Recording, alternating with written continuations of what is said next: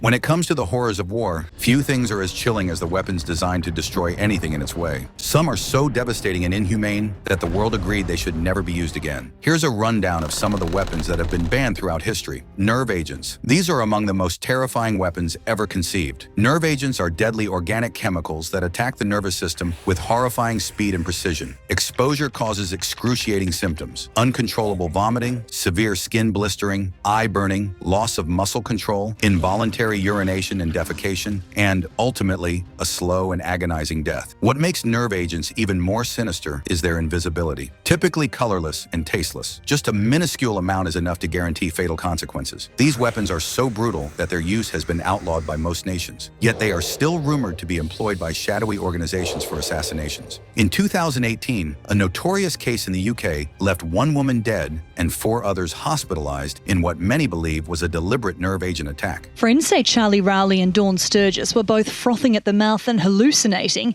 before they fell unconscious in the English town of Amesbury on Saturday. The flamethrower, a weapon designed to spew searing streams of fire, has faced heavy restrictions due to the unspeakable suffering it inflicts. Widely used during World War II, these weapons were deployed to flush out enemy soldiers hiding in trenches or fortified positions. Flamethrowers didn't just kill, they terrorized. The mere threat of being burned alive was enough to sap the morale of even the bravest soldiers. Though advancements in technology made them even deadlier over time, most governments have since outlawed their use. Thankfully, these harrowing weapons are now largely a thing of the past. We have a 16-foot inflatable. This should be pretty cool.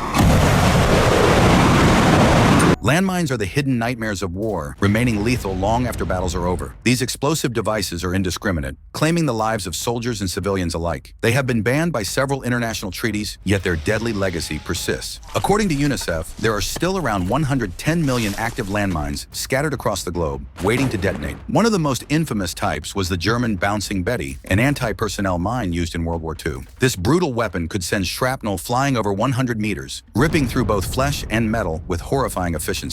And what happens is, this thing is propelled upward. So this bounds up about waist level, and then it explodes. And these ball bearings that are all the way around come flying out. Since the 1990s, the U.S. has destroyed millions of outdated landmines, keeping their stockpiles small and deploying them in only very specific circumstances. Most of its allies have done the same, but millions of mines remain in use today, despite efforts to eradicate them. Cluster bombs are particularly controversial due to their indiscriminate and unpredictable nature. These devices release smaller submunitions over a wide area, making it nearly impossible to control what or who they destroy. Even worse, many of these smaller bombs fail to detonate on impact, remaining dormant until unsuspecting civilians trigger them years or even decades later. German use of cluster bombs on British cities during the Blitz caused mass devastation, with some cities having 95% of buildings damaged or destroyed. Civilians in France, Britain, and Germany continued to suffer as a result of unexploded cluster bombs for decades after the war, with some still being discovered and defused to this day. Despite their catastrophic consequences, some nations continued using cluster bombs into the modern era. However, over 100 countries, including the UK and the US, have now signed treaties banning their use. As these weapons are generally free-falling, they can strike the ground a considerable distance from the target area if they're not used correctly, or if conditions are, for example, windy. In addition, not all bomblets detonate on impact. They thus become de facto anti-personnel mines. A grim hallmark of World War I, mustard gas caused unspeakable suffering in the trenches. Victims endured severe burns, excruciating lung damage, and blindness. If exposure wasn't fatal, survivors were left with life-altering injuries. The gas worked by blistering the skin on contact, while inhalation caused internal burns that led to a slow and agonizing death. Just one breath would be enough to cause irreparable damage, with the lungs quickly filling with liquid, effectively drawing the victim. After witnessing its horrific effects, nations moved to ban mustard gas and similar chemical weapons under the Chemical Weapons Convention. Even countries that had used it during wartime swore to never deploy it again. Despite these bans, the shadow of mustard gas still looms over modern warfare. Its devastating effectiveness has made it a symbol of the horrors of chemical weapons, a reminder of the inhumanity that can emerge in desperate times. Imagine you're a soldier in any war, anywhere. Imagine being on the front line though, and suddenly something comes creeping around your legs.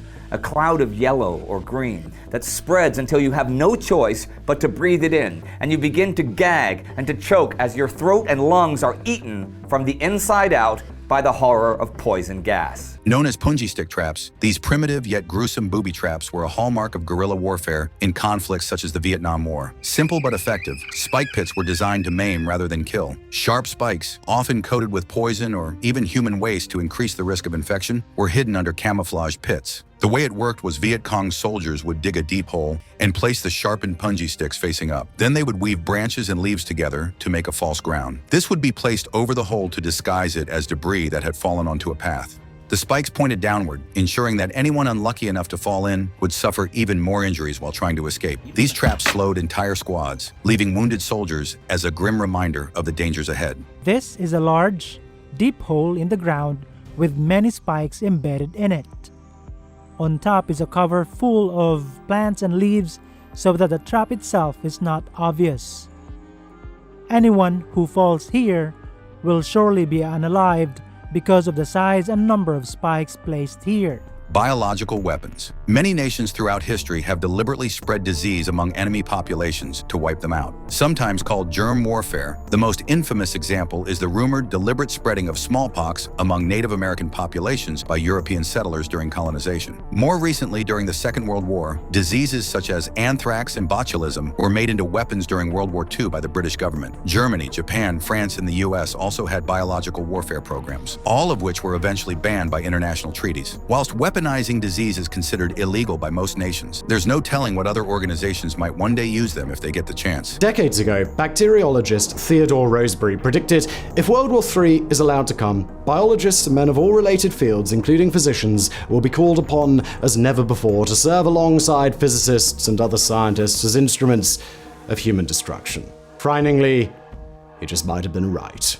In ancient and medieval warfare, poisoned arrows were a brutal weapon designed to kill or incapacitate enemies from a distance. Often tipped with toxins from plants, animals, or even venom from snakes and scorpions, these arrows caused slow and painful deaths. The poison would seep into the bloodstream, leading to excruciating symptoms like convulsions, paralysis, and organ failure. Though initially effective, the use of poisoned arrows became widely condemned due to their cruel and painful nature, leading to their prohibition under various international arms treaties. A key turning point came with the 1907 Hague Convention, which prohibited the use of poison or poison weapons in warfare. Poisoned arrows, a weapon as old as humanity itself, have left their mark on history through both their lethal efficiency and fascinating ingenuity. Indigenous peoples across the globe, from Africa to South America, mastered the art of crafting toxins from plants, animals, and minerals. In the Amazon, for instance, tribes used curare, a compound derived from vines, to paralyze prey, while in Southeast Asia, hunters tipped their arrows with venom from deadly frogs. Some cultures even mixed snake venom with plant extracts to create a cocktail of poisons, ensuring their targets had no chance of survival. That wraps up this look at history's most horrifying weapons of war. If you enjoyed this episode of History 101, don't forget to like, subscribe, and stay tuned for more fascinating stories from the past.